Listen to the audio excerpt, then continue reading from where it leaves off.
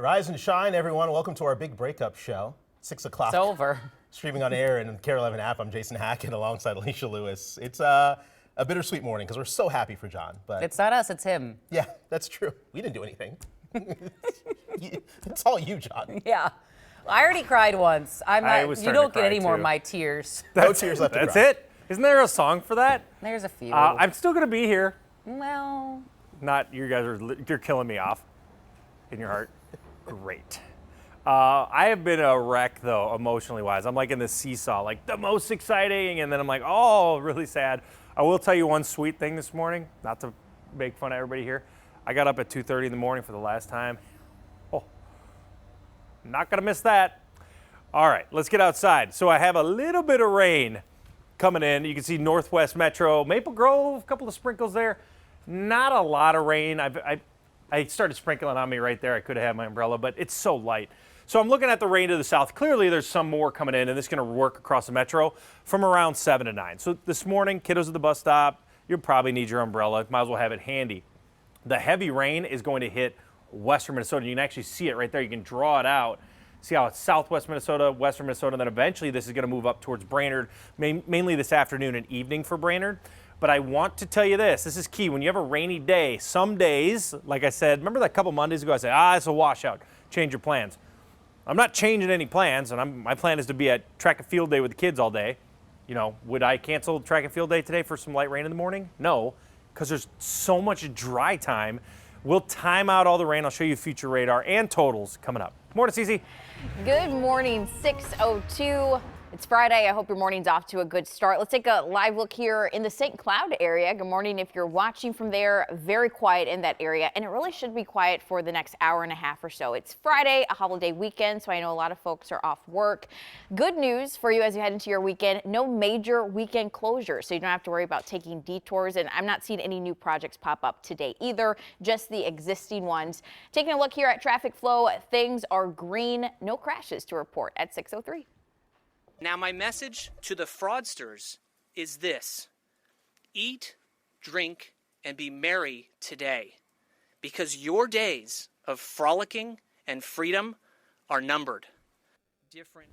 our top story right now, federal leaders warning that they're coming to prosecute fraud and take back stolen taxpayer dollars. The DOJ charging 15 people for their alleged connections to fraud and state-run programs. Audrey Russo is at the live desk with all the details for us. Good morning, Audrey. Good morning. These charges come in the wake of several KARE 11 investigations that exposed much of this fraud before it captured national attention. Now, the feds say the 15 individuals charged attempted to defraud 7 different programs to the tune of $90 million. They say that sum includes the largest autism fraud bust in American history. Now, you may remember this video from April involving a raid of 22 autism centers in our state. These new charges, though, appear to all stem from investigations that started before this raid. Now, the feds are also expanding the Department of Justice's Healthcare Fraud Unit Strike Force. That unit already exists in Chicago and Detroit. Now Minnesota is getting added to the list, with the agency also hiring 15 additional prosecutors to combat fraud nationwide. These schemes are active, they are ongoing, and they frequently metastasize. When law enforcement shines a microscope on one area, they shift to another area. Now, take a look at this video that the authorities shared yesterday. One of the fraud suspects was caught on camera trying to escape federal agents. I've got more on that coming up in 30 minutes, but for now, I'll send things back to you. Audrey, thank you. Now, Amy Bach, the convicted mastermind behind the Massing Feeding Our Future fraud scheme, starting her 41-year sentence this morning. That's short of the 50 years that prosecutors asked for, but well over the 3 years her defense attorneys wanted. Bach was convicted of leading the scheme that took money meant to feed children during the pandemic and used it to buy things like cars and real estate. Before being sentenced, Bach apologized, saying, quote, "I never intended for things to go the way they did." And KARE 11's been exposing fraud for years now. You can read our latest report and get a comprehensive look at all of our recent coverage right now on KARE11.com/fraud. Well, right now, Minneapolis police are looking for the suspect in a stabbing at the Fine Line. Take a look at this picture right now. They're looking for this man, they say is in his 20s, about 6 feet tall, with a buzz cut and a light mustache. Police say the victim right now is fighting for his life. They believe he was stabbed during a fight on Sunday night. So again, take a good look at these pictures. Anyone with information is asked to call MPD. This morning, reaction is pouring in. NASCAR fans remembering Kyle Busch after he suddenly died at 41 years old. The shocking announcement came just hours after his family said he was being hospitalized with severe illness and would not compete in this weekend's Coca-Cola 600. No word yet on his cause of death. Busch was a two-time NASCAR Cup Series champion. He's leaving behind his wife and 2 kids.